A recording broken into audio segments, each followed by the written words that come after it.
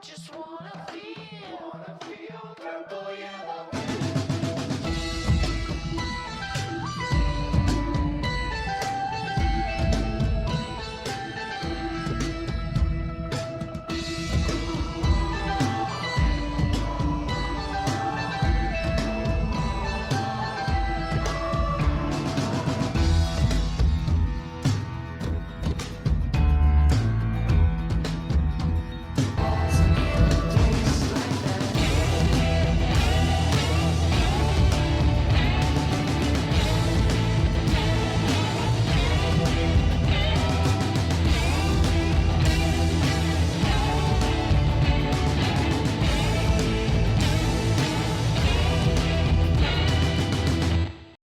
Hello, and welcome to the 11th episode of Purple, Yellow, Red and Blue, a Portugal The Man podcast.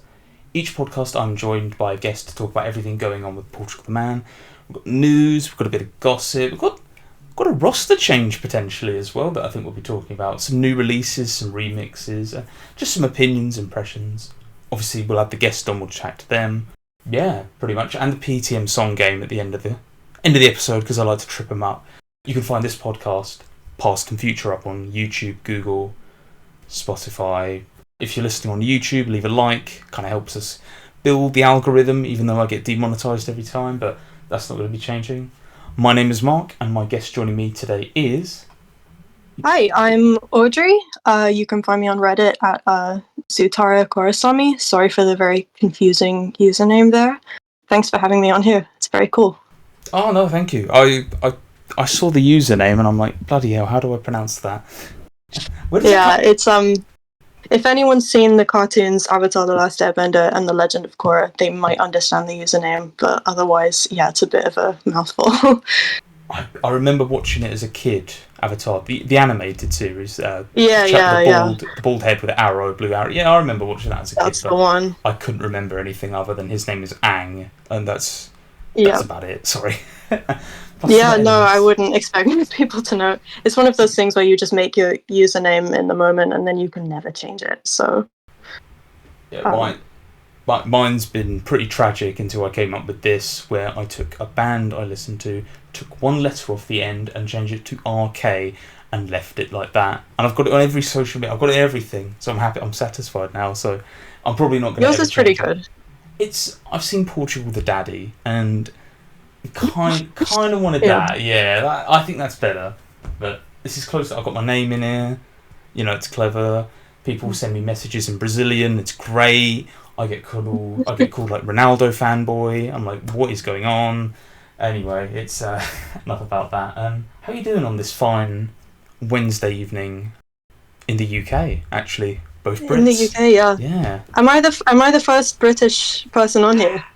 Technically, Evan, hey, got to shout out Evan. Right, yeah. Yeah, he's, I call him English, even though he lives in America. He's got English parents, I believe, or whatever. I love Evan, he's so nice. Counts. I met him as well in person, He came over here, so, yeah. That's really cool. Yeah, it's funny, actually, we don't live his family and where I'm living at the moment are actually not too far away, but we met up in London, and we went to the Sherlock Holmes pub, and had a good drink. We had a little walk around London that day. It was a good time, to be honest. Just catching up. We didn't really talk about Portugal the Man that much, though. We just everything else. Really? No, I didn't really. I mean, very briefly, but we've got so many other interests and stuff that was just nice to catch up. To be honest, I mean. Yeah. So you could be the 100% official UK, 100% if you want. There you go. I don't know. I can't believe I've done 2 out of 10 guests or whatever I've had on here, or however many it is. I think to be fair, there's not too many Portugal The Man fans here. Oh, we have to change that. Yeah, I mean there's a few. They played the O2 Forum in Kentish Town the last time they played here, and I think that's 3,000 people. Oh, so nice. There's about 3,000 of us. It's just a matter of finding them. 3,000. I'll scout them out. Yeah. They haven't been over here in a long time, have they? It's been 4 years at least. 5.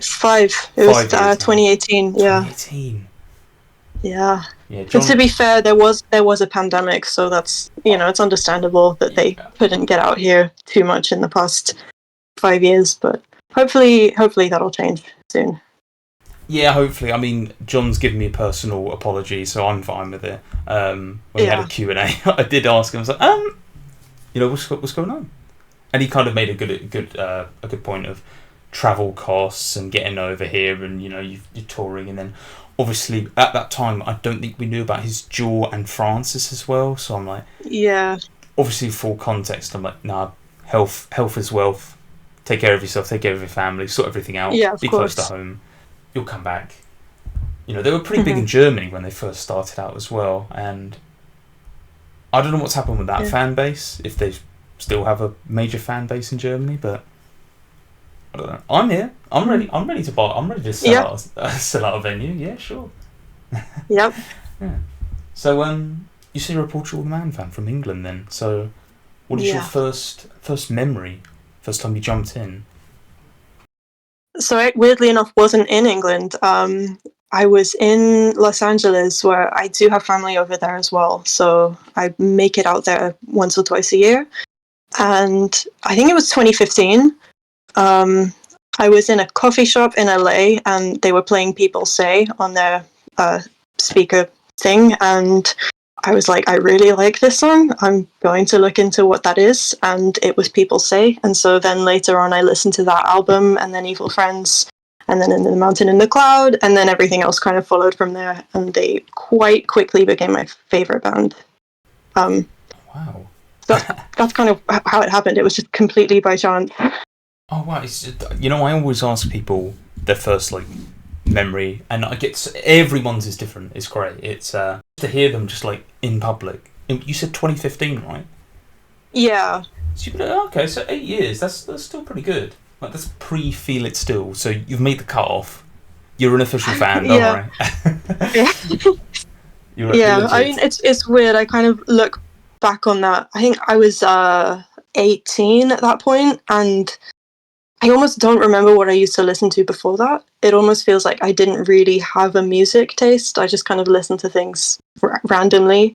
And then getting into Portugal The Man was the first time I'd been really into a band in a big way, and kind of watching YouTube videos of them and finding out everything about them. And especially going back and hearing their older stuff was really transformative for me, because their early stuff is kind of weird. If you've kind of only listened to more conventional stuff before, Way to You Vultures is not really an accessible album.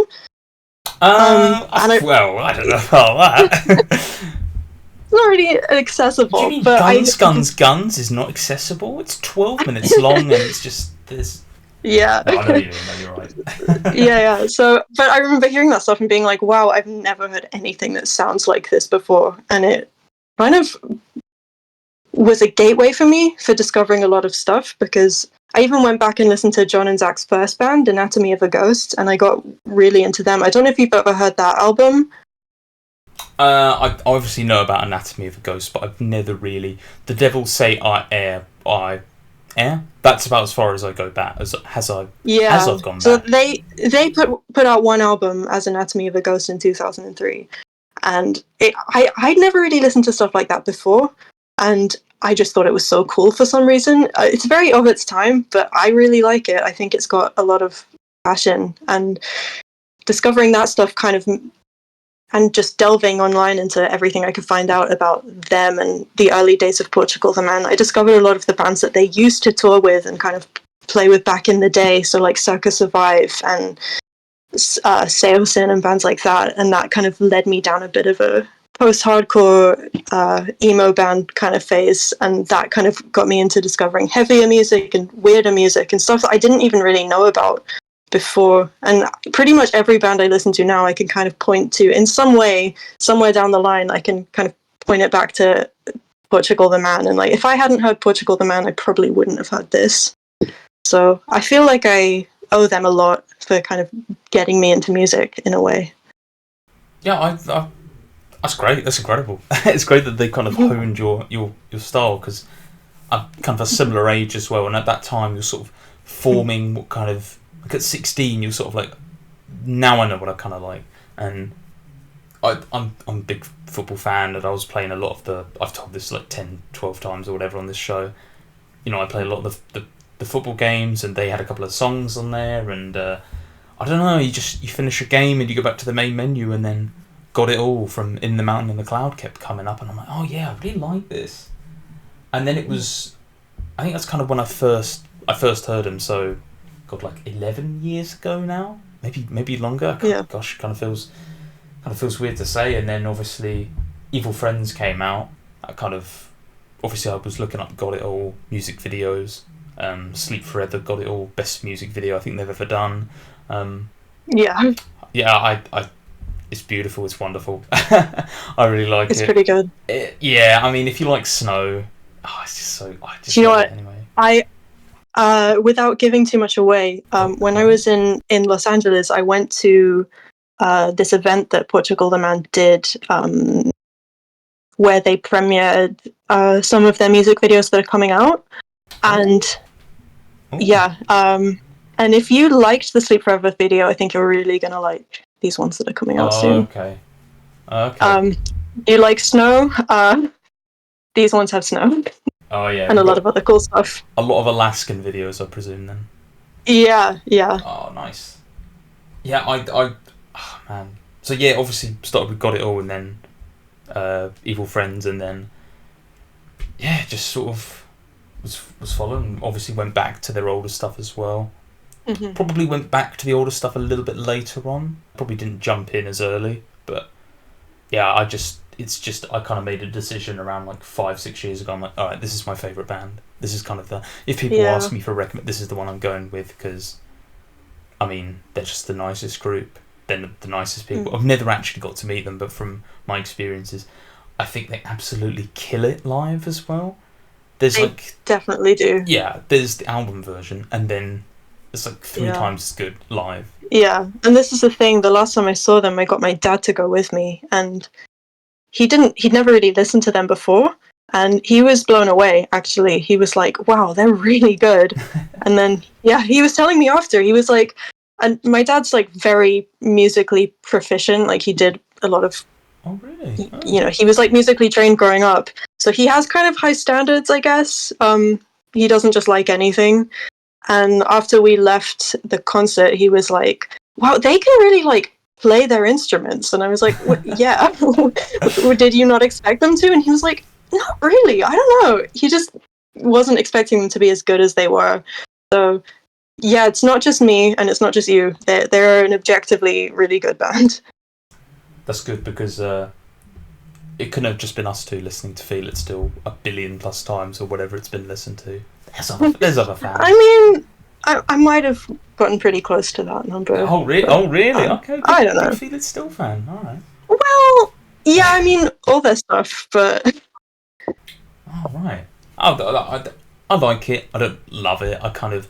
Yeah. It's cool hearing it out in public. I remember being in a coffee shop in West London, and I heard it just in public, and I did that thing. I sort of looked around and was like, does anyone else know this? Does anyone...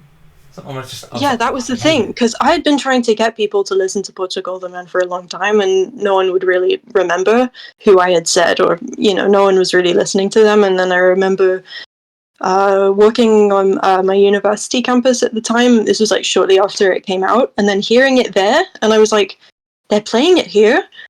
Like, it was crazy. I was like, I didn't know anyone else here even knew who they were, and I could just hear it. So for me, it's like, I wouldn't say Feel It Still's my favourite one of theirs either, but it's special because I think of it as the song that kind of gave them the recognition that I had been wanting them to get for quite a while. Absolutely.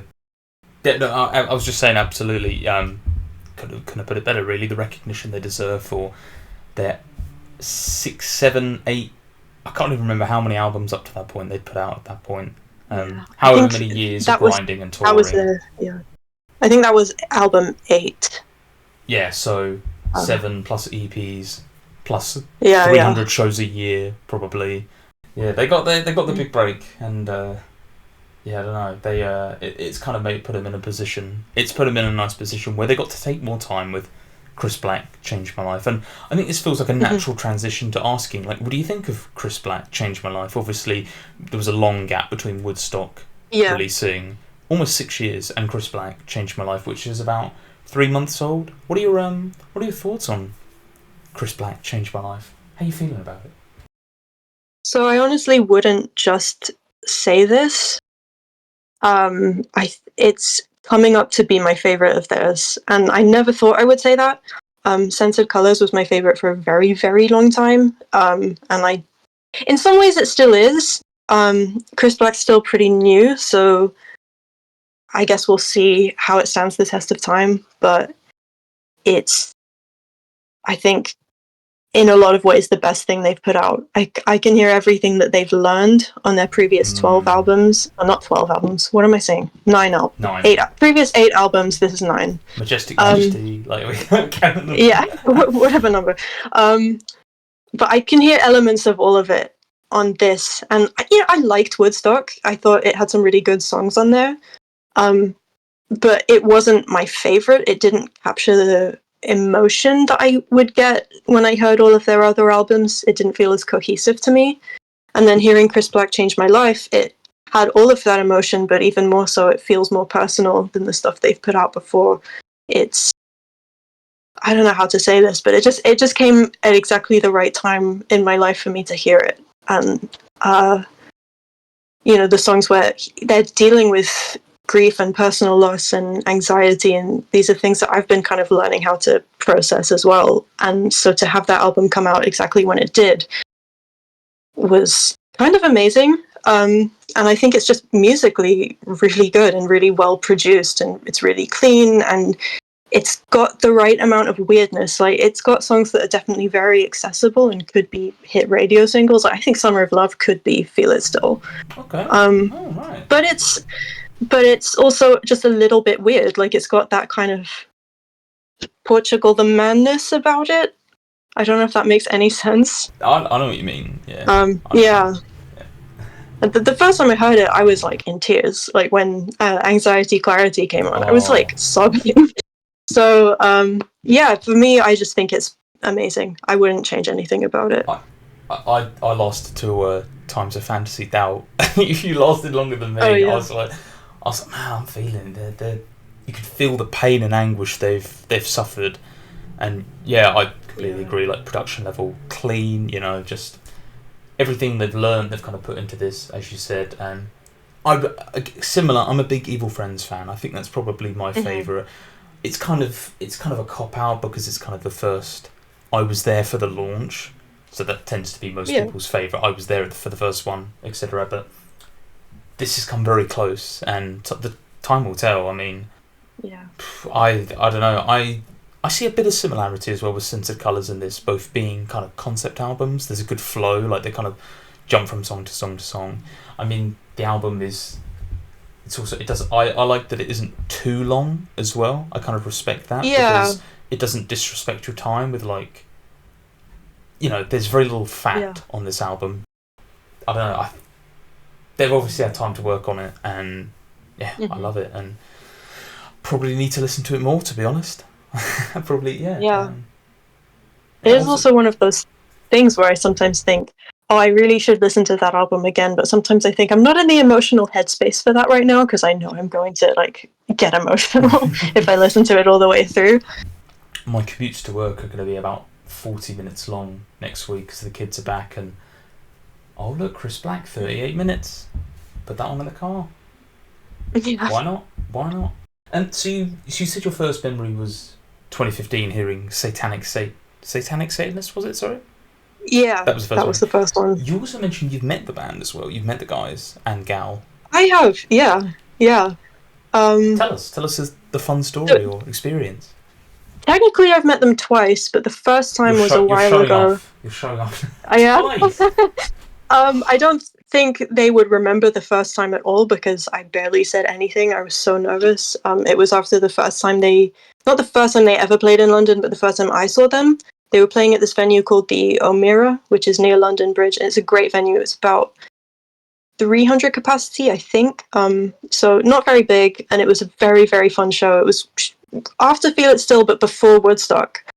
And after the set, they were all kind of just hanging around outside the venue. So I met All of them except Zoe, who wasn't there, and Jason, I just missed that time. But when I say met, I mean I went up to them and said, "Can you sign this?" very awkwardly and shyly, and they signed something, and then I left. So it wasn't much of a conversation, and I would always think, "Oh, I hope I can meet them again to kind of talk to them properly." And luckily, not too long ago, I did at this music video event that I told you about earlier in Los Angeles.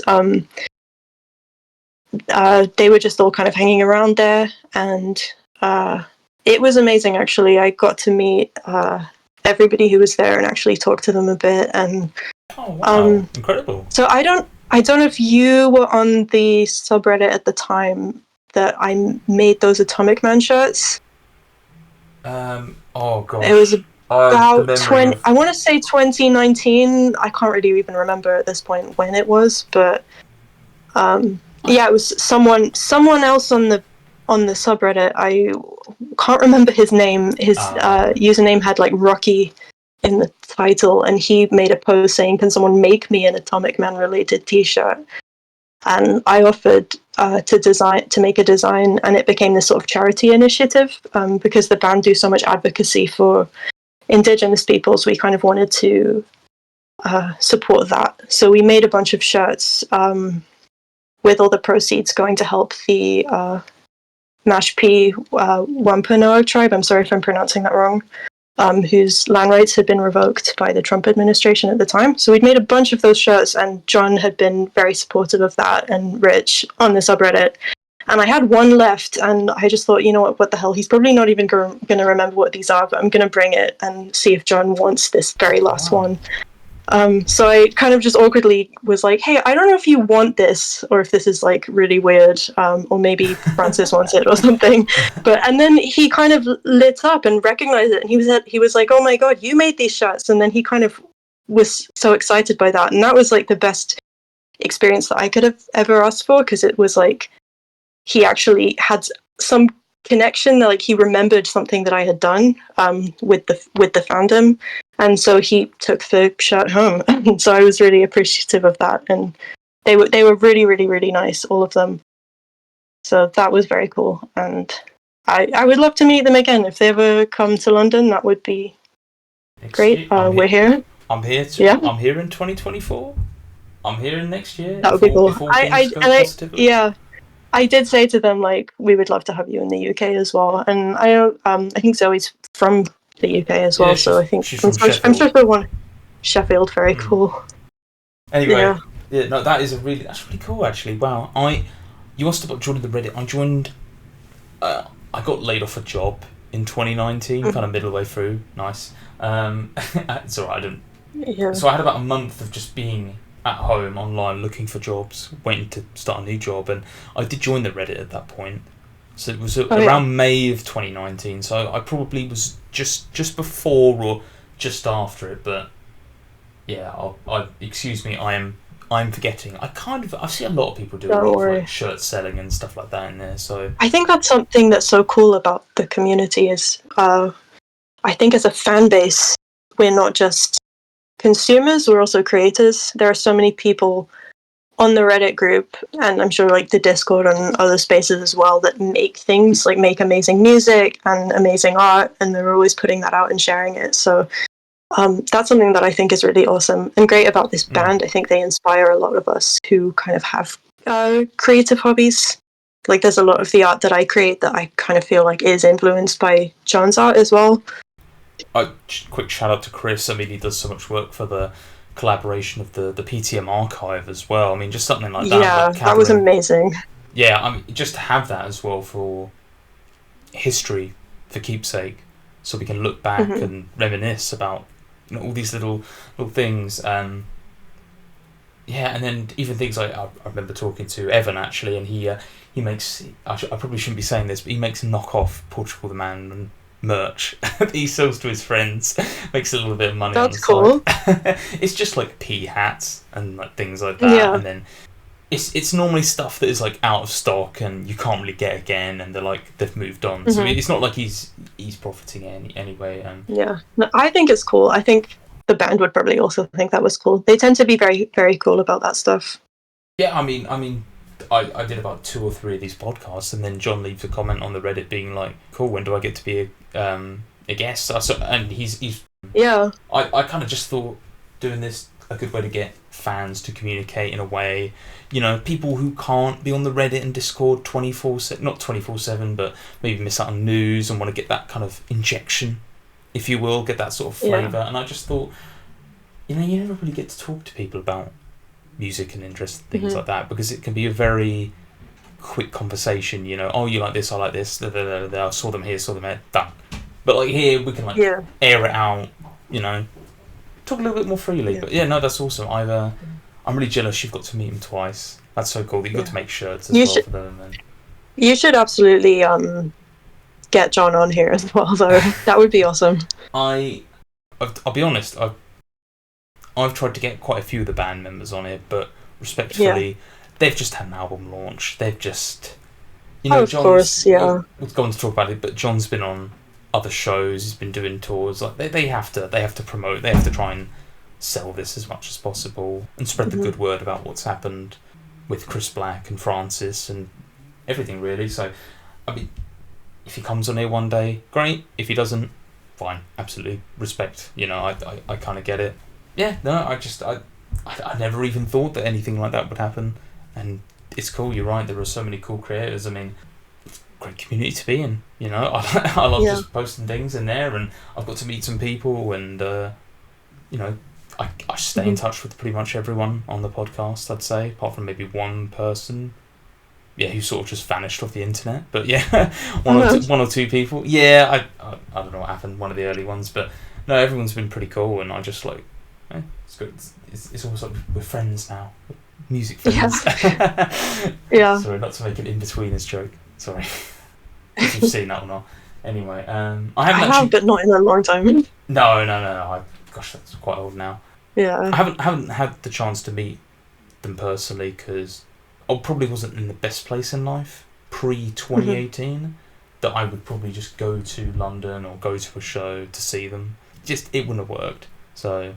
Now, the next time they come over will be my first time I get to go see them, and, you know, I'm really looking forward to it. If it's next year or the year after or whenever, I can't wait. It's going to be a great time. I can't wait to have them point at me in the crowd and go, "Oh, it's you!" And that would be really awkward if they did that. I'd go, "Oh, you can wear the tank dog suit."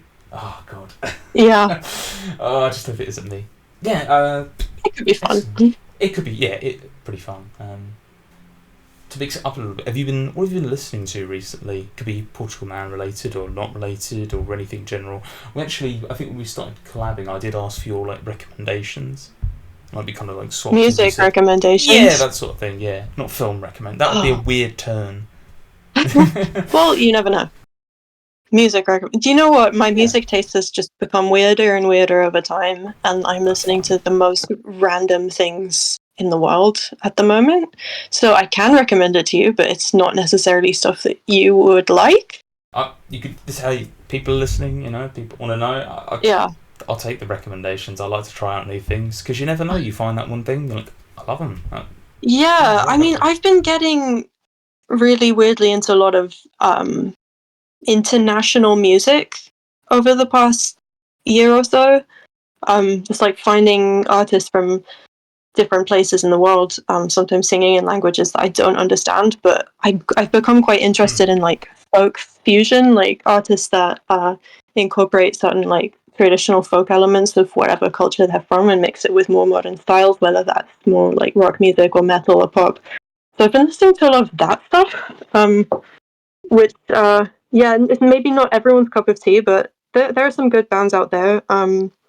There's this Australian band called Black Rock Band, based in the Northern Territory, whose songs are in a mixture of English and one of the Australian Aboriginal languages, which I'm not going to attempt to pronounce because I will mispronounce it, but they're kind of funk and reggae influenced, and they're very cool. So it's kind of hard to Google them because if you just type in Black Rock Band, a bunch of random, but they're on Bandcamp. They're from Australia, so they have an album called Identity and an album called Struggle, so those are quite cool ones. I've been listening to this artist from northern Norway called Emil Karlsson, who has one album out at the moment, which I really like.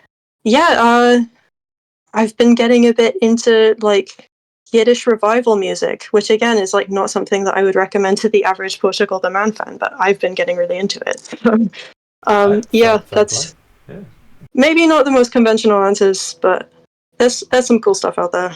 I mean, you definitely giving props to the rest of the globe, because it's kind of, I mean, Australia is one of the, usually it's, you know, US, UK. I know Korea has a massive, Australia as well, but yeah, I don't know, I haven't really been listening too much at the moment. Northern Norway, Australia, and props to you. I mean, hey, if that's where it's being made, if that's where the good stuff's being made now, fair play. I mean, you can make stuff at home. Yeah, the last band I saw live was from China. They're called Chinese Football, which is. Do you know the band American Football? No. They did that song called Never Meant, which has sort of become a little bit meme-ified at this point. I see. They were kind of sort of Midwest emo band called from Illinois, I think, and this band Chinese Football is very influenced by them in sound, and they played on that with their name, which I think is quite funny. But they're actually really good in their own right. So if people are into kind of Midwest emo, kind of indie punkish, not really punk music, then Chinese Football are a good one to listen to. And I can say now that they're very good live, because I saw them a couple of weeks ago now. Oh wow, you get about then. Yeah. Christ. Yeah. Nice. Have you been to see a lot? You go to see a lot of shows then, pretty often then? Yeah, I guess it is a benefit of living in London, is that there are always shows happening here, to make out to as many as I can. Oh nice. Did you go to All Points East? That was 2 weekends ago. Was there anyone there for you? No, do you know what? I haven't really been to many festivals. I'm not really too much of a festival person, because tickets are just very expensive, and then you're not, it's trying to get to the bands you want to see. I think a festival would have to have like at least, pretty much all of my favorite bands would have to be there for me to think, I'm gonna go to that. Like, I generally just prefer to see bands in their own shows. They play longer sets. You don't have to be there as long. So I just find that better. I get that energy as well, and I wanted to go see Jungle again, because they're really good live. But the new album came out and it just didn't hit. I don't know, it didn't hit for me as hard as their previous stuff, and I'm like, do I really want to go stand in whatever field for, as you said, like an hour? Probably be pretty far back, and I don't know. I saw Haim were playing on the Monday as well, and I'm like, oh, Haim are great. I actually saw Haim a year ago. Yeah. Haim are great. And do you know what's funny about, do you remember Kane Ricochette, who was the drummer during the Evil Friends era? I know, yeah, but Kane, yeah. Yeah, so I saw Haim last year. Oh, what, last year? No, it was, they played the O2 Arena. Oh, they did the O2 as well? Oh, was Taylor they did. Swift? That was the one where Taylor Swift came as a surprise guest. She loves it. Which was cool.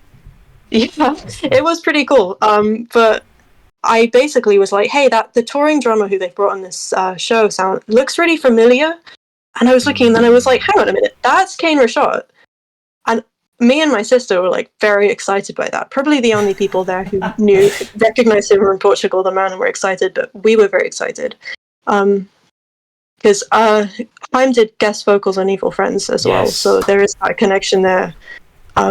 So that was cool. I'm glad I'm not the only one that knows that. Yeah, they're on the Estee and Danielle are on there. I can't remember the youngest one's name at the moment. It's Alana. Alana, yeah, she. Alana, yeah. Probably too young at the time or whatever. This was it was like 10 years ago now, actually. But yeah, no, I like them live, but haven't actually managed to catch them live, to be honest, in the UK. They're very good live. They're really good. Because actually before seeing them live, I was kind of more of a casual fan. Like, I liked a few of their songs. But I was like, oh, they're playing the O2. That'll be fun. I'll just go. And then they were just amazing. And now I really love them. So if you can ever see Haim live, I'd recommend it. They're really good. I'll take the recommendation. That's all I need to know then, yeah? I'll push for their next indoor show then, which, they love coming over here. I can't remember if they were pretty big over here first and then they started growing up more in America or whatever, but they give a lot of props to us as well, us Brits. Yeah, my sister saw them years ago, like before their first album even came out. She saw them open for Ellie Goulding at the iTunes Festival. Oh, wow. I want to say it was like 2012 or something like that. Jesus, wow. So yeah, they've been around a while. And still, I think they're up to like 3 albums and a bit, and they're good friends with Taylor Swift as well. I mean, good connections there, so yeah, awesome. Yeah. Love just recommendations and things like that. Yeah. How did you pronounce Kane's surname? You said Ricochet. I said Ricochette, but I'm Ricochette. guessing based on having read it. I actually don't know how it's pronounced. I don't heard anyone say his name, Ricochette. I like yeah, that. there's a lot of things I say just based on having read it, and I might be pronouncing wrong, but maybe it's Ricochette, or I don't know what it is. I'll add that to the list of questions for if I get a band member on here. How do you pronounce his surname? That, and I've got another question actually. They on the way to you Vultures, apparently there was someone on like a deluxe edition or something other. This is like really old Portugal The Man knowledge. Apparently they had like a weed guy at the time, and they credited him somewhere, but no one knows who it is. No one knows, and I kind of want to find out who it is. So that's one of the questions. If I get enough time, I kind of want to. Someone's asked me to find out, so I kind of want to know. Proper random. I know I've got some like, serious questions as well, but that's like a fun one. I'm kind of interested because maybe it's someone that we've all heard of and would surprise us all. Maybe. So we never know. Yeah, we don't know. Awesome. Should we get into some of the? We've got some news. I feel like we should address some of the situation. So item number 1, drummer situation. I feel like we should talk about it. I feel like this is a place to talk about it. Jason Seacrest potentially moved on. Potentially he's having some time off. Not currently touring with the band at the moment. So I someone put it up on the Reddit, and I noticed with a couple of the live shows, forgive me for not remembering which shows in particular, but I think Kane has done one of the shows. He's kind of looks like a stand-in. There are actually apparently 2 new drummers, a drummer plus a drummer, percussion, saxophone. Yeah. Does man of many talents. Vince LaRucci and Makedo Mahiga, I should say. Yeah, kind of like a drummer and percussion drummer. What are your initial thoughts about this then? Getting two in for the tour. I mean, the 2 new guys were there when I saw them at the Hollywood Bowl, and Kane also came out actually. Kane and his dad, I think. They had a lot of special guests at that show, and they both came out for one of the songs. So did Noah Gush, who was one of their old guitarists as well, which was very cool. Yeah, they were in the band at the same time. Yeah. So they kind of popped up. I think this isn't the first time Jason's stepped away from the band. I might be remembering this wrong, but I think I heard somewhere that he owns a restaurant, and sometimes he goes and does that. Okay. I know he's. I hope that's true, and I'm not just making that up. I think I did hear that once. I know he's got a child as well, so I kind of would understand if he sometimes wants to take time away from being a touring band member and just focus on his own stuff. I like it when Jason's in the band. I think he's, he was their original drummer, and I think, and he's a cool guy. But they've never had a bad drummer. They've had a few drummers come and go over the years, and I think these new guys seem like they're really good at what they do, and I trust that the band are doing what's right for them right now. So I'm kind of just gonna sit back and see what happens. If Jason's gone forever, if he's gonna come back later. Either way, whatever is gonna happen, I'm sure they'll continue to play amazing shows and make amazing music. So I'm not worried about it. Very fair point. I completely agree. I don't know if he'll come back at some point. He seems like a fun guy. I don't know if there's been anything more than family, because obviously I remember there was a point where he had to fly home, like as an emergency, for the birth of his child while they were touring at one point. Yeah. And maybe he's just thinking, I just need to take some time away. We've got the album out. I believe he worked on that. I'm not sure if he's credited with drumming roles. I don't think there's any beef there or anything. Obviously, we'll never be able to peek behind the curtain for this kind of thing if there has been. But as far as I'm aware, they wanted, I was watching some of those bootlegs on YouTube, and Vince is literally drumming for 60 minutes straight. That isn't easy to do. Admittedly, sitting down doesn't make it much easier, but still, it's a pretty, I'll be tired after about 8 minutes, to be honest. And I'm out of shape, to be fair, but that's a difficult job to do. And I don't think they did anything wrong. They obviously got the things, obviously got all the songs right. You can kind of see on some of the shows, like, Zach going over, just coordinating a little bit, but really not even that heavily. So they're kind of just drilled in already. And I also think with Mikado, I'm probably butchering that. Apologies. Yeah, I think obviously with the newer songs as well, there's a few more saxophone pieces on there. So kind of have to have one of them on tour now. Obviously with the touring, the backing singers and everything. They've got quite a few people up on stage. It's not like a two-man. It's not just like 2 or 3 people anymore. It's like it's a big deal. Like professional band, I suppose. It's crazy to think of where they came from. Like, you can look up on YouTube like videos of them playing in 2006, and they're like setting up all their instruments on a stage that looks like a piece of cardboard, and it's just like 4 of them kind of putting something together, and they're good. But looking at what they do now with so many people on stage and so many people setting up for them and crazy light shows, and it's kind of amazing the production level that they have now. Yeah, absolutely.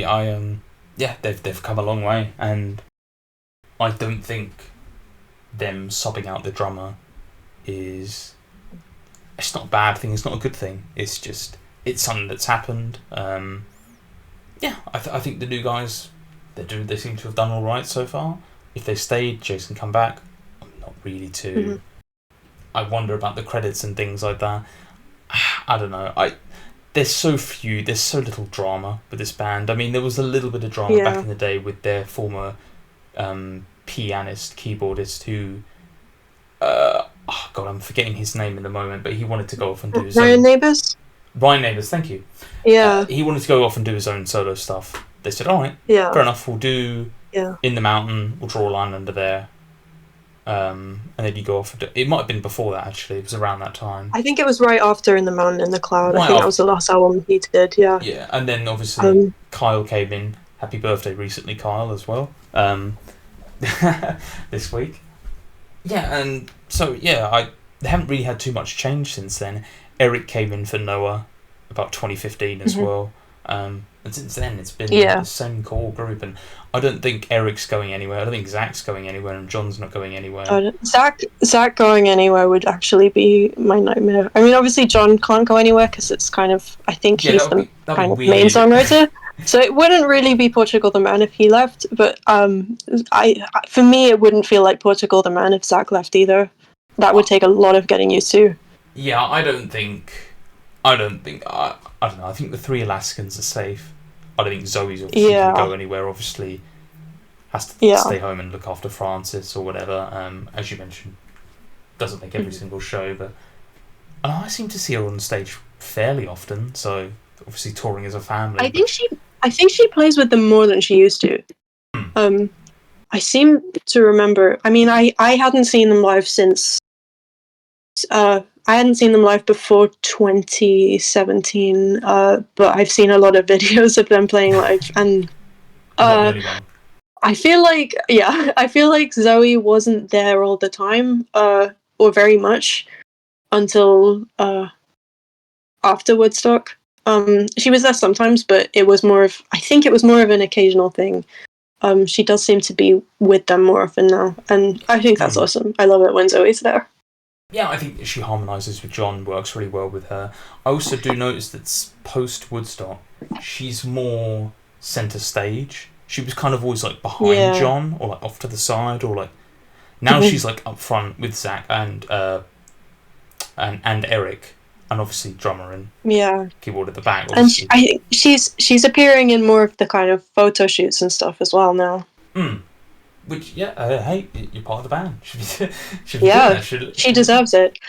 You know, Absolutely. I think a lot of people on Reddit were kind of talking before Chris Black Changed My Life came out. A lot of people were talking about wanting Zoe to kind of actually be front on one of the songs, like do lead vocals, and that hasn't quite happened. But I am intrigued by that idea. I think it could be cool if she had more solo stuff. Sorry not to cut you off there. No, it's okay. I was going to say the only one I can really point to and say that she led on was Noise Pollution. That kind of felt like something. Yeah. That kind of felt like a project. They were like, let's try this. And I really like Noise Pollution. I don't know. Yeah, it's fun. Mary Elizabeth Winstead is on that track. Really random. Yeah. Really random. It works really well on it. Yeah. I don't know, but it's kind of, I can't really tell sometimes. I know it's really bad to say, but sometimes it's John, sometimes it's her. They blend really well together. They do, yeah. I think The Sun is another good example of a song where you can hear both of them, but they blend really well together on that song. Yeah, no, they are a good shout with The Sun, actually, just thinking about that one. Similar music video to Dummy as well. Shout out the sheep costume. Yeah. Obviously, you know what the rest of the Chris Black music videos are going to look like as well, so I'm very jealous. Yeah. Yeah. But yeah, no. They'll be out soon. Excellent. Should be coming soon. Kind of finish up on like the kind of roster change, temporary or permanent, or however you. Do you have any final thoughts about that? About like Jason taking some time away for family. Obviously, family health comes first. So yeah, do what you got to need. Do what you got to do. Do you have any other thoughts about it? No, I'm not worried. I think they've never had a bad lineup. I mean, the Oregon City sessions, you look at that, they've got this guy, I believe his name was Garrett Lunsford, on drums, and he's hardly appeared with them much over the course of their career, but he's great on the Oregon City sessions. They're some of the most beloved sets from this band now. Kane was great, Jason was great, Ryan was great, Kyle's great. I'm just not worried. I don't think they've had any lineup where I've gone and been like, that was bad, they should change it. So I think they know what they're doing. Yeah, John and he seems to have a good handle on, the level of quality of performer, the artist in there. Probably, I don't know. Yeah. Yeah, it seems to be. They seem to have a good handle on it, and be interesting to see what happens for the rest of this year, next year. Obviously, they'll have people dropping in and out, but for the time being, it looks like Vince is going to be on main drums, and then Mikado. I keep trying for that name. I keep trying. I'm going to keep butchering it. It will be on drums and percussion. But yeah, all good for the time being. Yeah, awesome. I think it's actually really cool that they've got a percussion set as its own thing now. It adds something very exciting to their shows. Not a lot of bands are doing that, so I think that's really cool. No, I actually noticed I went to see Group Love. This is actually a funny story. I went to go see them in London in March of 2020, right before the pandemic, at a brand new theatre in East London, and literally the pandemic happened the next week. So I was probably one of the only few people who went to go see a show at that venue. And actually, since the pandemic, I know that venue in particular is still open, which is good. I'll try to remember the name later, but it's completely forgotten me again. Sorry. Really professional podcast, everyone. Really professional. Yeah. We have remixes. We have remixes from Chris Black. Correct me if I'm wrong, Audrey, but I think this is the first one. I don't know if we've had. I don't know. I'm going to be honest. I'm really bad at remembering with the remixes because. That's fine. There's a lot. Yeah, I'm not really a big remix person. So one will come out, I might listen to it once, and then I kind of forget about it a little bit most of the time.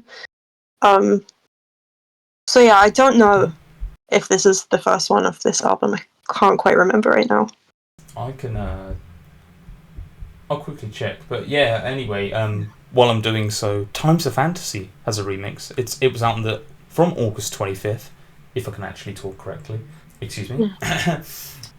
It's a Times of Fantasy remix featuring Jeff Basker by Anyma. Anyma. Anyma? I'm not sure how to pronounce that. Apologies to their fans and him for butchering their name. But yeah, this is actually the first. That is the first remix we've had for Chris Black Changed My Life, which, you know, it felt like 5 minutes after it came out, there's about 300 of them. So it's calmed down a little. Because I definitely I probably didn't listen to all of them, I'll be honest, but I'm in a similar boat. I'll listen to it once, maybe twice if I like it. I might chuck this in the rotation a few more times. I actually liked it pretty good. It's a pretty like high tempo kind of electronic spin on the really powerful track 7 from Chris Black Changed My Life, and I really love the switch up kind of halfway through. Audrey, it's the kind of alternative. Obviously, there's like the striking piano at the beginning. He kind of like does something quite cool with that. Like uses it a little bit differently. I think it really fits well in there, and the emotional messaging is kind of exchanged for a bit more of like a punchy beat, and kind of continues kind of a similar energy. So I was actually pretty impressed with it, to be honest. I'm not expecting. I was kind of expecting Dummy to get the first few remixes. Yeah, I'm kind of surprised that Times of Fantasy has gotten one. It's not really what I would have expected, but maybe that's a good thing. Maybe the song you don't expect to have a remix is the song that works best with a remix. I just presume Dummy because it's been out for 6 months, I believe now. It was the second single to be released after Heavy Games Part 2, as far as I'm aware. I'm forgetting the chronological order now, but I think Dummy was it was Heavy Games then Dummy, Heavy Games then Dummy, yeah. So I would just presume. I'd also call Dummy probably the poppiest, most like radio kind of catchy one that might make it mainstream. I know you mentioned Summer of Love, and it's a pretty good shout as well, actually. I kind of feel like we missed the timing of that, like Summer of Love. Yeah. Unless they wait till next year, it's the summer song, right? So it'd be kind of strange if they pushed that one now. 2024, we're here. Unless they were doing it for the Australian market, I don't know. Then it could work. They could be, actually. It's different seasons down there. Yeah, fair play. That's a good shout. This is probably the kick-off to many more remixes, and bring them on, I suppose. You know, it's free alterations. Do you think we'll get anything older than Chris Black Changed My Life anymore? I know it's kind of, I don't know what the rules are on remixing. Like, are you allowed to go further back than the past album? I think they're probably allowed, but I would be surprised if they do. I think it seems odd, actually. part of the point of remixes, I think, is to promote a new album. So I remember there was definitely like an era in music, the sort of late 2000s, early 2010s, where I felt like every time a single came out, it would also come out with a dubstep remix. Like I remember there were loads of dubstep remixes of like pumped up kicks and stuff like that. That used to be a big thing that would happen. I immediately, as soon as you said that, I thought of Darude Sandstorm, and that's popularity. I know that isn't like I don't know if that was actually remixed, but it just felt that got blown to oblivion. Yeah. Made fun of it so much for popularity reasons. But yeah, do you have any like final thoughts on remixes or Times of Fantasy? Nothing really to add. Alright, John featured on the H3 podcast. What I'm going to do is I'm going to obviously timestamp the video. If you want to, I actually recommend everyone goes and watch this. Like, it's a 38-minute segment where John appears on the podcast. I recommend everyone go and watch that. It's just really moving. They talk about Francis and music, and those two things really, to be honest. Most of the time, I'd say the majority of the time it's about Francis and their struggles. It's quite real. It's quite moving as well. Yeah, the H3 podcast with John on, really, really good insight into what's been going on I've just got a few like summary points, and like we can like just generally discuss. We can kind of flow this into kind of a more of a heartfelt moment for talking about Francis as well, Audrey. I thought that'd be a good idea because I try to leave like the link for the donation page in every podcast, and I should probably probably say a little bit more about it, but I not to like make it dark or anything, but I don't want to like bog people down with like sad news at the beginning of this. I'll make it evident. I'll put it at the top, but I'll make another big point about it. Obviously, to go donate to their website, they're trying to reach their goals, raise as much money as possible, to generate as much research as possible, to find out as much as possible about this absolutely insane situation they've been unfortunately put into. Donate if you can, if you're listening. If you haven't already, that'd be... If you're not aware of this already by this point, that'd be quite weird. But yeah, just thought I'd say that, but recommend you go watch the 38-minute bit before we talk about any of this.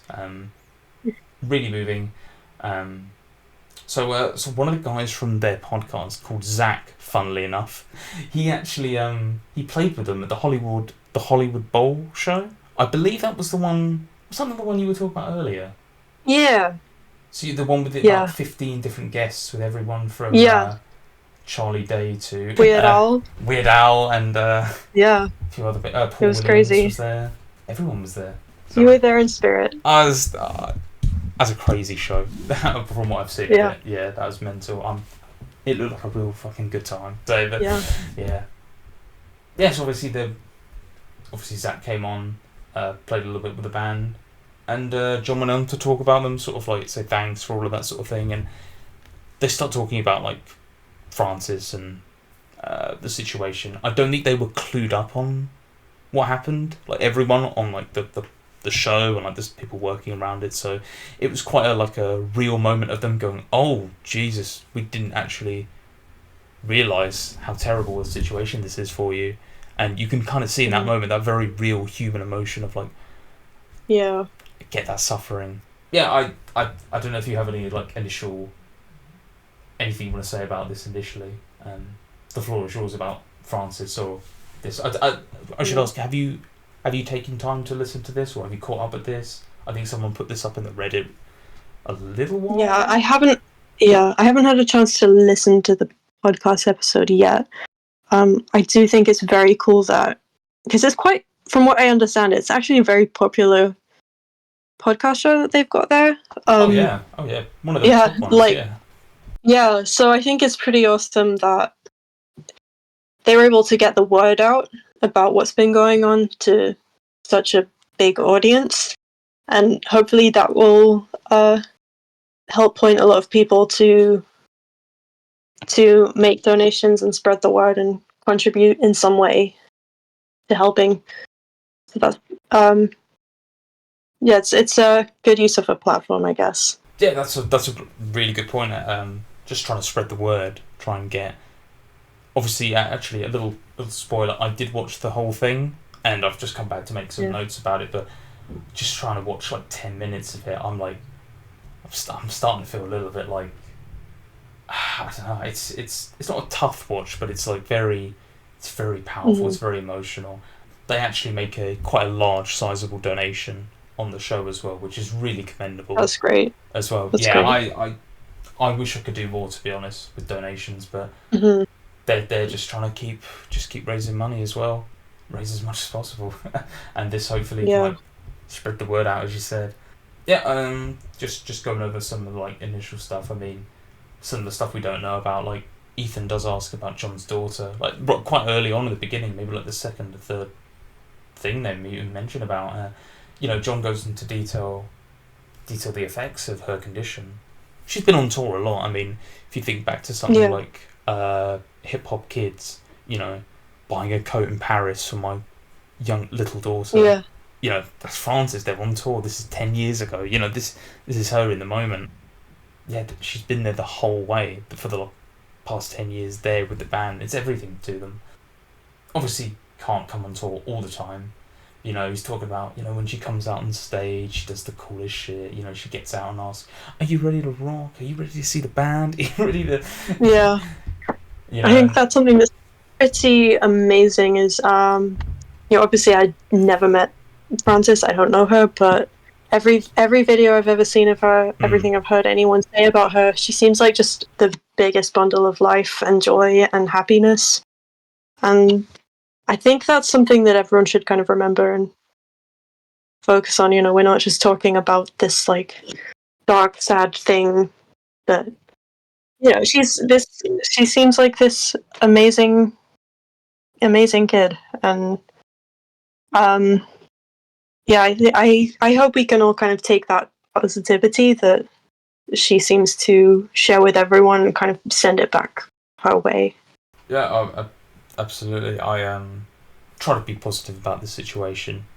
Obviously, yeah, and I've never met her. Obviously, I've never met anyone from the band. Mm-hmm. But yeah, just so much life, so much enjoyment. Like, it, you know, goes on. They go on to talk about, like, you know, she's pointing out to people in the crowd and like saying, "I see you," and I see you, and I see you, and like she's doing all this on stage. And I remember on I think it was like the day of the album release, they did the Mikado show. She's up there on stage, like day one of the album release. You know, like, you know, it's funny. It's called Chris Black Changed My Life, but it's so suddenly become and Francis as well. Yeah, I think that's a big point of the album is kind of, you know, the band knew Chris Black, but it can kind of be about anyone that you want it to be. And at the shows that they just did at the merch stand, they were giving out these cards that just had blank "Changed My Life," and then you'd fill it out and write whoever you wanted. And it was a cool thing to see at the Hollywood Bowl show, like all these people holding these signs with someone that they had written that they knew personally, who changed their life, and to kind of be able to say that to someone while they're still here. I think that was part of the message of the album. Yeah, they've had really good messaging, very clear, very. Obviously, you see like the small like viral clips they've been doing, but like who's changed your life, and asking people pre-show and trying to, as you say, yeah, make a point of it, because you can't say goodbye to someone who isn't here anymore. And I think John's mentioned on numerous of interviews how much Chris Black has meant to him and the band, and talking about just being that like shoulder to lean on, being that guy who's like, "What are you doing?" You know, like to cut out the bullshit and be like, but also to cheer them on and raise them up, and lift them when they're down, and to be their MC and to be like this cool guy on stage who like hangs out, and to be a party animal, and to be all these things, but in one person.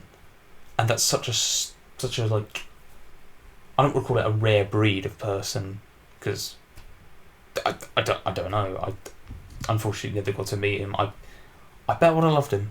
I bet it would have been great. Do you have any? You said you went to see shows. Did you actually see him while you were? I actually didn't. He never came to the UK.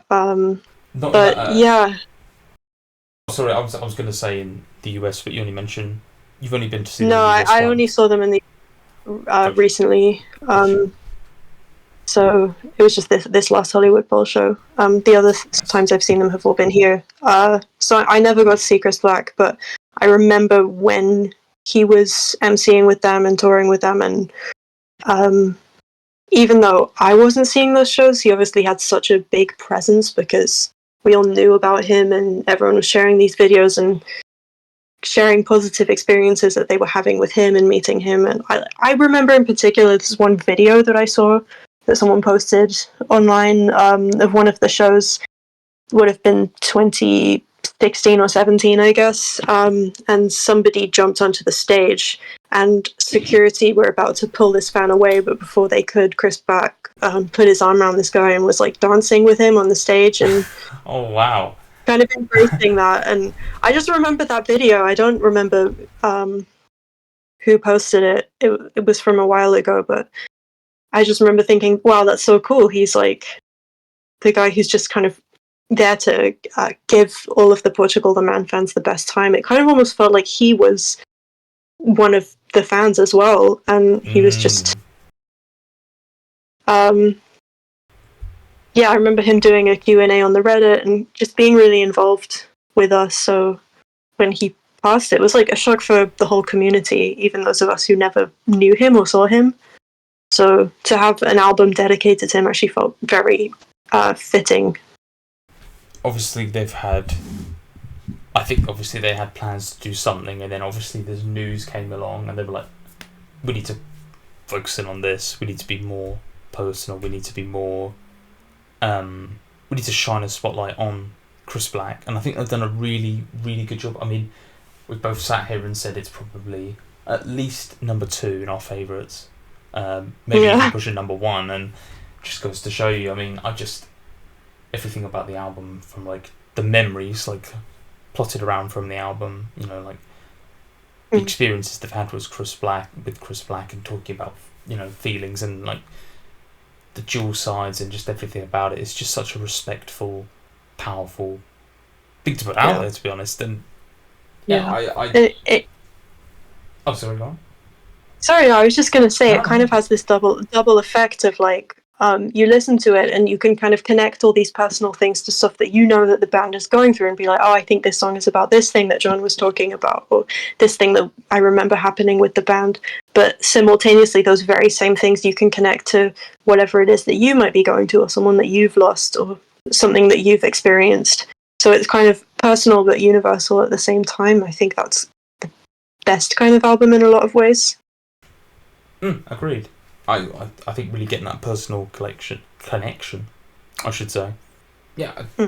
It just works. It just works. I don't really know what more to say. We've been completely sidetracked by this, but I think it's important to talk about, obviously, talk about Francis and H3 and I mean, I can continue with some of the notes. Yeah, so the rest of just a few more notes on this, actually. John's talking about her seizures that she suffers with. You know, sometimes it's a few a day, to a couple of days sort of thing. And sometimes it's like every 10 minutes. She would have these absent seizures, which kind of looks like she zones out. Sometimes she would fall down a lot as well. Apparently the medication for the epilepsy is brutal. And she was taking multiple medications too as well. They go on to talk about like her medications and reactions, and this is when the podcast gets quite emotional. Even quite early on, to be honest. I don't think they realised it was kind of just a thing for, hey, thanks for having our mate come up and jam with the band for a song or two, and it turned into this. But again, it's good to get the word out there for this sort of thing. Yeah, it's quite real, because you never really hear these things. Like, it's not something you don't really go asking, hey, detail this, like what is actually happening. But this is, man, it's just scary. I mean, it's so powerful for like John and Zoe, what they're going through at the moment. I mean, I do hope progress is being made, things are happening, hopefully, because and it kind of you just feel how serious this is, because I feel like before, John and Zoe were quite private, and we never really knew that much about the band's family life, or so for them to come out with all of this with so much honesty, it kind of feels like they feel that they don't have a choice, and that putting the word out to save her life basically is something that's absolutely necessary right now. So I sort of feel the least we can do is to keep trying to spread that word as much as we can, and give back whatever we're able to. Yeah, that's a very potent point. I mean, we didn't really know too much about John apart from the handful of interviews, and like he's, shout out to him, he's very good with the community as well. Like, he's in the Reddit, he's in the Discord, he reads everything. He doesn't always react to everything, as far as I'm aware. Obviously, he hasn't got the time, otherwise he'd be reacting to thousands of comments a day, or however many. But like, he's here and he's like paying attention. Zoe's all, as you said, very private. They just want to live their life. They don't want, they don't strike me as people who like want the fame, really. I mean, they're happy to have the attention, but they don't really want it, sort of thing. Yeah, I mean, it took John multiple years on stage to like just face the front. I mean, these are clearly people who are very private, and as you said, they've come out and they put out that video first to the hardcore fans. They put it up on the Reddit as like an unlisted video, and you watch it, and Zoe and him they just break down halfway through, just explaining what's happened with Francis. And I tell you what, that was a tough one. That was a tough one to watch. You really feel the pain they've gone through, and I don't know. It's tough in the UK financially, but I'll keep. I'd like to make a big donation when I can. Yeah. I think. Yeah. Sorry. There have been some initiatives in the community to kind of auction stuff off and things like that. I want to try and figure out if I can do something like that soon as well, because like you say, it's kind of hard to hard financially right now, I think, for everyone. Yeah, absolutely. But whatever we can do to try and raise funds, even if that just means sharing it as much as we can. Yeah, I've told all my closest friends about it and shared it around as much as possible, just to raise awareness. Anything. I mean, he goes on to say there's 6 kids in the world that have this kind of exact kind of. And they're in Italy and China, and they don't want to really communicate with them, which is weird. My sister my sister's a doctor. She's a healthcare professional, and she's probably the smartest person I know. Knows pretty much everything. I would ask her about any vague health related thing that might exist, and she would know about it and be able to tell me about it. But this thing with Francis, she'd never heard of it, and that's kind of scary. When I kind of showed it to her and kind of was like, hey, do you know about this condition? And she'd never heard of it, and that's scary. Kind of think, oh wow, this really is a rare case, and how isolating it must make them feel.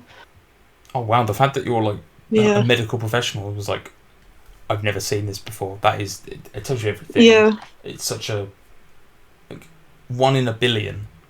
How are you supposed to? I don't know. It's tough to talk about because try to say the right thing, be respectful. Yeah. But I think we should all try and be positive as well, and kind of think, we can just do everything that we can and have faith that Frances has so much positive energy, and she's just seems like someone who's just loves life and loves people, and we can have faith that those things will get her through as well as whatever strides can be made with medical research and stuff like that. And on a positive note, something I should say is that they've put her on medication which is kind of making her epilepsy not as severe, which is probably why she's up on stage for an hour plus. Maybe zoning in and out a little bit, but nowadays who doesn't zone out from life every couple of minutes? It's hard not to tell. So I know she seems pretty active up there and pretty dialed in. I don't know. I hopefully that's a sign of it. If she's up there performing, I mean, it's not easy. I mean, obviously maybe something's moving a little bit more positively. I mean, they're raising money. They're obviously using it to research, and hopefully we get an update about some positive news. Hopefully by the end of the year, that would be nice. Yeah, for sure. Anyway, the rest of the podcast is kind of just them just going through, just kind of explaining a lot of stuff, kind of reiterating a lot of the points we kind of mentioned. It's kind of why I've only mentioned the few that I've mentioned, because they kind of go over them a lot. Yeah, shout out to Ethan and the H3 podcast, and thanks for sharing this out. Yeah, I know it's a little bit old now, so people who we know probably already have seen it or heard about it and gone, oh wow, he's on there, because it is probably one of the biggest podcasts actually. Yeah, so hopefully the word has spread out, and hopefully some of those people who have just even looked at the page or shared it or just gone, just more, make it more, acknowledged it. that's all we can hope for. And yeah, hopefully we get a positive update. I don't know if you have any more like final thoughts about Francis or anything like that. Just that I wish her the best and sending all the good vibes in the world her way. I felt like that was the right thing to do, to just go over through that. It's again, if you haven't seen it, go watch it. I'll leave a link down in the description. Yeah, it's quite eye opening. I know John's done a couple of interviews. We covered them on the podcast. But yeah, I feel like people need to watch it and get an idea, just to see their reaction as well, and get kind of, I don't know how to quite put it into words, but sort of, I'm probably butchering it really badly, but I think people know what I mean. Yeah, go. It's important to watch. H3 podcast. Go watch the clip. Then I'll leave the link down below. Yeah. All right. We're almost. I think we've come up with all the topics, everything I wanted to cover. I don't know if there's anything you wanted to on the podcast, the deep end. Anything anyone you wanted to shout out? Anyone on the Reddit you want to call out for anything like that? I feel a bit weird to do that without them knowing. Like, what if they don't want me to? Oh, I don't get that. Bring them up. Yeah, I mean. You mentioned this Rocky person earlier. What did I say? You mentioned the Rocky person earlier. Oh yeah, well I think he also is one of those who kind of fell off the internet a bit. He was the one who initiated the Atomic Man shirts thing, and I honestly haven't heard from him since. So if you're out there, if you're listening, then I hope you're doing good, and we'd love to see you back active on the Reddit again. But yeah, I don't know where he is right now or what he's doing. Oh, the internet can be weird. It can be a weird place. That's why I like to add people on. Yeah. More than one thing. You know, I know. With obviously when I do this show, I like to like chat to the person before, like get an idea, like actually make sure they're a human and not a bot. You know. Someone I would shout out, but I also don't. I don't know if they're on Reddit. Maybe they are.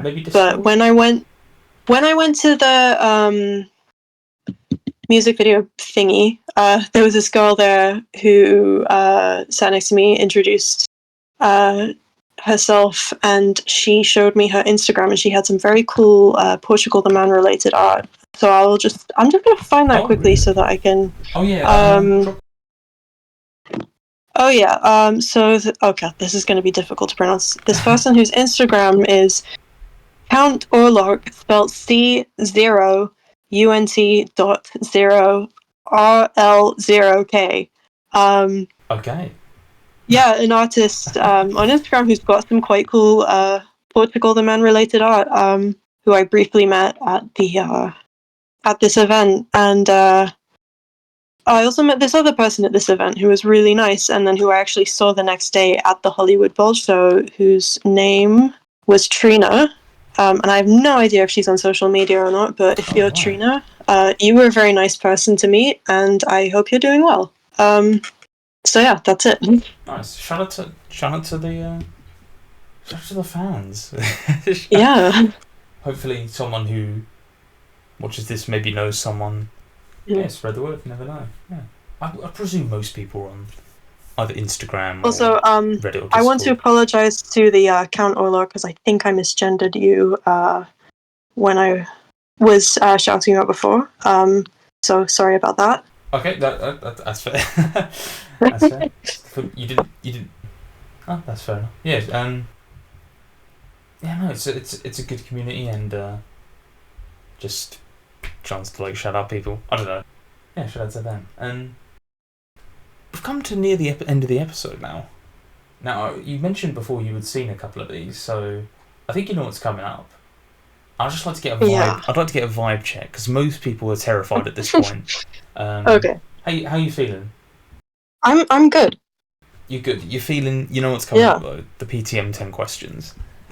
If you haven't, if first time listening, for whatever reason, it's kind of a yes or no Portugal The Man style 10 questions game. You've got 10 questions to answer yes or no to try and whittle down which one song from their entire discography. There's a lot. They had another 11 tracks, 12 tracks. It's 11 with Chris Brown.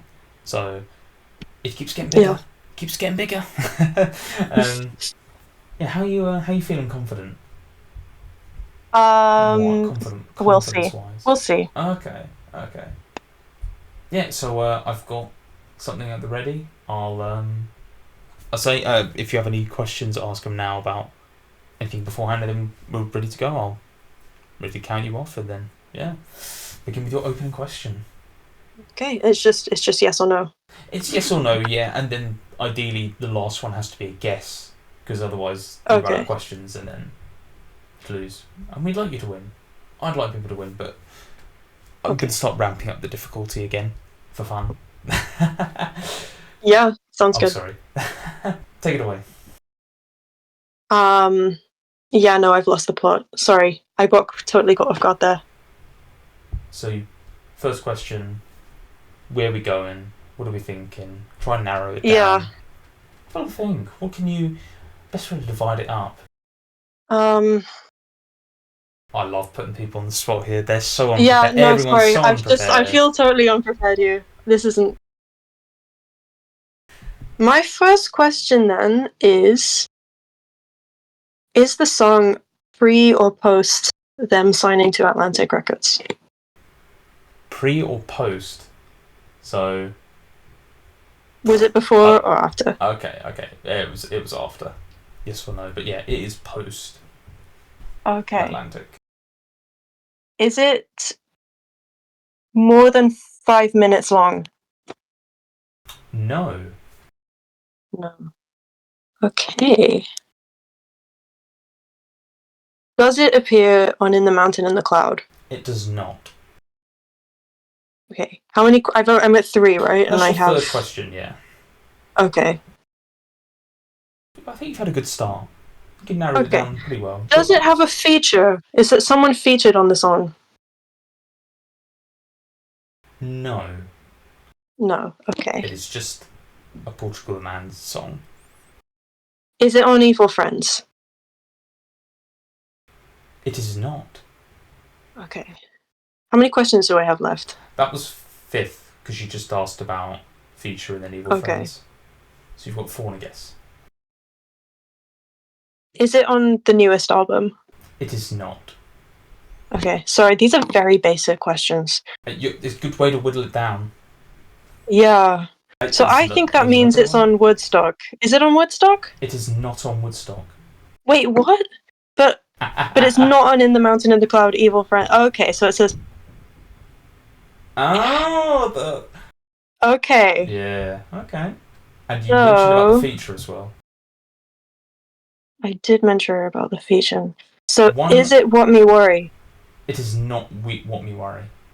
Oh, God. Okay. You asked one get out of... one tip I give for people is, have we mentioned it in the episode in some way? And I'd have to have a good think about that, to be honest. Have we mentioned it in the episode? You could ask that, and I'd have to... It would be... Well, have we mentioned it in the episode? Is it Cheer Up? You've asked 2 questions there. Okay. I won't answer the first one about answering, because I can't give a clear yes or no. So we'll say pass on that one. You can have that one for free, and then you're up to 1, 2, 3. You got 3 more. So Cheer Up. Is it Cheer Up? No, it is not Cheer Up. It is not the Will Smith film. Let's just carry on. To clarify, it's not on Evil Friends. It's not on In the Mountain and the Cloud. It's not on Chris Black Changed My Life, and it's not on Woodstock. It is not. But on the main, is. So it's not on a main album. But it did release after. When was it? 2011 or whatever. But it doesn't have a feature. It doesn't have a feature, so it's a one-off by them. Okay. Was it? Okay, there's 2 that I can think of that it might be, and that's it. It's lucky you've got 2 guesses then. Okay, so the first question is it Endangered Song? It is not the Endangered Song. Okay. We're on the final one. Oh boy. Is it Oh Boy? The song they did for the guy who jumped out of a plane. Whatever that was. I think I've lost you there. Unfortunately, you said there was two... There is another. And I tried to give you the tip with... Oh have my we god. mentioned it before? I want to take you back to 2014. Is it Heavy Games? Is it Heavy Games? Heavy Games Part 1 Is it Heavy Games is Part the 1? correct answer. I'm so sorry. It's not Oh Boy. From the Walking Dead AMC original soundtrack, Volume 2, 2014. The song I was thinking of with Heavy Games Part 1. Right. You were so close. You just forgot about Heavy Games. Yeah, I did forget. There's always one. You whittled it down brilliantly. The time, when it came out. I really liked the questioning. That was really well done. I think you going, wait, it's not on Woodstock? You were like, It's one of those like ones that just came out by themselves. It's a single. Okay. Yeah, I kept threatening to do one, and I was like, yep, I'm going to do it. I'm going to catch someone out with it. You remembered Endangered... Yeah. You remembered Oh Boy. I mean, I forgot about Oh Boy. I don't know why I didn't remember Heavy Games. I think just the like, I don't know. I don't know. No, it's fine. I'm sure The Walking Dead will do just fine without it. Us remembering it anyway. So yeah, Audrey, I do think it's cool that they did a Heavy Games Part 2 on the new album, because I bet there are a lot of like casual fans out there who kind of hear it and go, "Why is it Part 2? Where's this Part 1?" And they look at it on the other albums and they can't find it. Yeah, it's a weird one, isn't it? Like 9 years later, Yeah. I should go back and I did listen to it again earlier, and it was like, it's a good song. It's pretty good actually. Yeah, I think it sounds better now. I've heard Part 2 as well. I do wonder. Do you know? Did they write it for the soundtrack, or was it one of those songs that they just had, and when they needed to give a song to the Walking Dead soundtrack, they just gave it to them? Or it's from the Walking Dead AMC original soundtrack, Volume 2. So maybe. Yeah, but did they write it for that, or did they just give it to them? I didn't write it, so I'm not 100% sure. Maybe I had a. Maybe I do wonder about that sometimes when a song is on a soundtrack. Like, did the band write it for the soundtrack, or did they just have it lying around? Because I think Portugal The Man is one of those bands that just have a lot of songs that we don't know, just in their vaults, you know, waiting for an opportunity to come out. Yeah, like you mentioned What Me Worry as well, and that came out kind of pre-Chris Black by a year almost, and we sort of were thinking, what is this, the beginning? And yeah, I really thought that was going to be for the new album. I thought it would be on there as well. I mean, we could just digitally, you can just like just slip that in there somewhere. Yeah.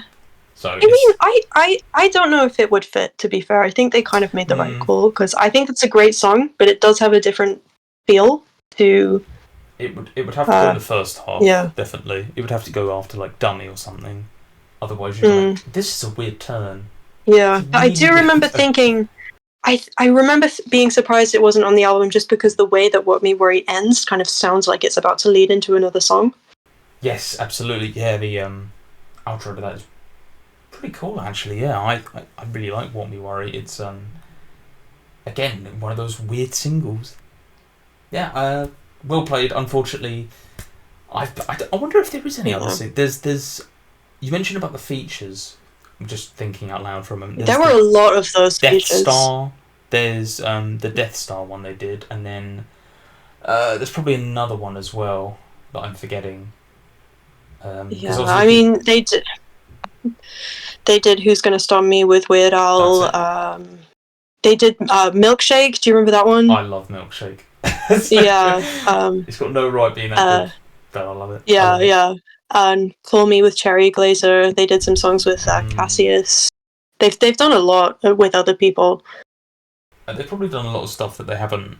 I remember, like in 2020, they said they were collabing with these two, like, I think they were like teenagers or something, who were doing like lo-fi kind of stuff. And I checked them out at the time, and it was pretty cool actually. But you know, I feel it's still open doors. You know, now those doors are open. They can collab with. I mean, Who would you have them collab with? Who they haven't yet? If you could. Oh, that's a really good question, actually. Who would you have them collab with? While I think, I'm just going to That's a dump the really good question back on question. you. I'm going to dump it back onto you. There you go. While I have a think. I think it would be cool if they went back to the kind of early days of who they used to play with and did a song with Anthony Green, who was the lead singer of Circa Survive, who they toured with them in, I think, 2006 or something. And one of Circa Survive's music videos, John and Zach briefly appear in. It's called Imaginary Enemy. They appear for like a second. And he has a very distinct vocal style, and I think he could do something cool on a Portugal the Man track. So that's probably who I would pick. That's a good answer. I probably won't be able to come up with anyone as clever and that will work, so I'd be interested to see what they do with someone who's like, I don't know. Ooh, can I give an... You can Sorry. give a shout out. You can give a shout out. Can I give another I'm not answer? thinking of anyone, so please do. Yeah, this is another like maybe a bit unconventional thing, but maybe would be really cool. Is there's a Inuit throat singer called Tanya Tagak who does like a modern take on Inuit style vocals, and she does very cool stuff. And I don't know if the band are familiar with her or not. I think she's kind of prominent in that indigenous music scene, and I think maybe she could do something really cool. Like if she provided some of her vocals on a Portugal the Man song, I think that could make something really interesting. I'd love to hear a Krongbin collaboration. Something so off to the side. Oh yeah, I think that'd be just something just so different because it'd be so mellow. But I don't know. I literally was just looking through and I was like, I have to think of something. Anyone they want, really. I think they could do a good job with anyone. I mean, they've done such random stuff. Did you ever hear their song they did with the Underachievers? Amorphous. I can. Yeah, I can see the video. Yeah, so because that was originally the backing track was 17, which was the B-side from Churchmouth. And then you wow. Yeah, you listen to 17 and then you listen to Amorphous, and they're completely different songs, but they have this same guitar track, and it works really well both times. Oh, wow. Yeah, so it's worth listening to 17 and then Amorphous like consecutively to see how one became the other, but it just kind of goes to show to me how versatile they are, that they can do so many different things and their music can work in so many different genres. Yeah, definitely. I mean, they definitely they've since 2017. I mean, you look at Chris Black as well. How many features are on there? There's so many.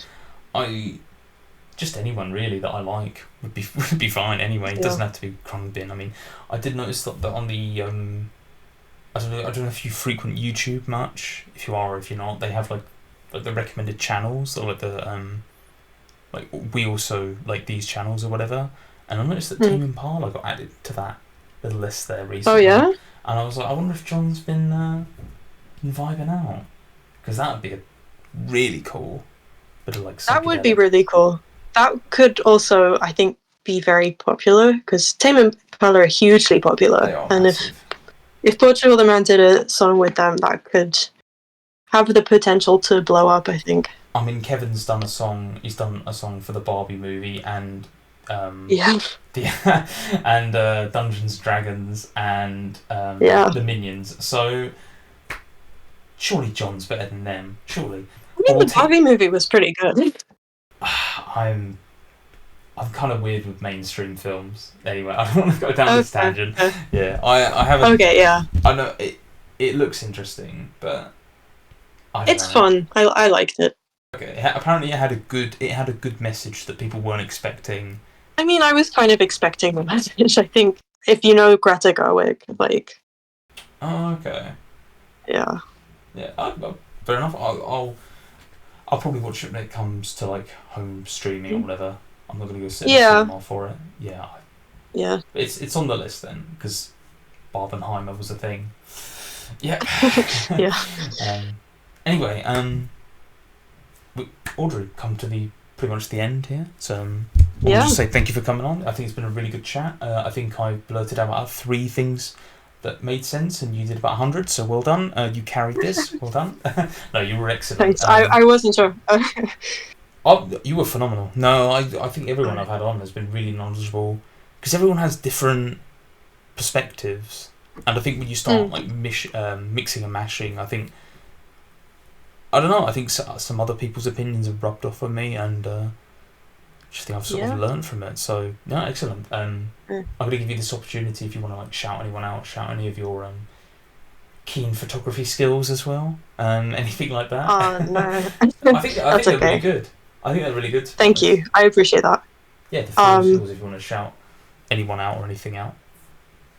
No, I mean, if people are interested in looking at my art, I have an Instagram for that, which is just ARKL art, so like Arkle art. I don't post on there that much because I'm slow at like finding the time to actually finish drawings, but if people like art, then that's there. I think that's really quick question. You mentioned like earlier that you're a big football fan. Yeah. What's your team? They're a lower league near Gatwick called Crawley. Okay, that's a good answer. Actually, that's fine. We're owned by someone who tried to sell NFTs to make money. So fun. Yeah, the budget's really been tightened this year. you can wonder, you can guess why. It's painful. No, we've actually no, we've we've got a long road to go. I'm kind of a football know-it-all. Like I should be working for some of these teams, I think, but I just kind of gave up on the like mainstream football thing. So prefer watching a team from where my family is from, and speaking about football, shout out to the two Alaskan footballers, Obed Vargas and Hunter Salt. I know the band follows Hunter, but Obed Vargas is going to be. I mean, if the band can do something with him, that would be incredible because he's going to be like a superstar one day. He's very good. He's a young Alaskan, Anchorage-born. I don't know. I like to shout out the Alaskans. I don't know. That's cool. That's cool. Yeah. Yeah. Anyway, enough football talk. Anyway, don't be sorry. That's fine. Thank you everyone for listening. Have a good day. PTM Jeopardy coming soon. I'll keep bullying Evan. Thanks. All right. Cheers, guys. Have a good one. All right. Thanks. Bye.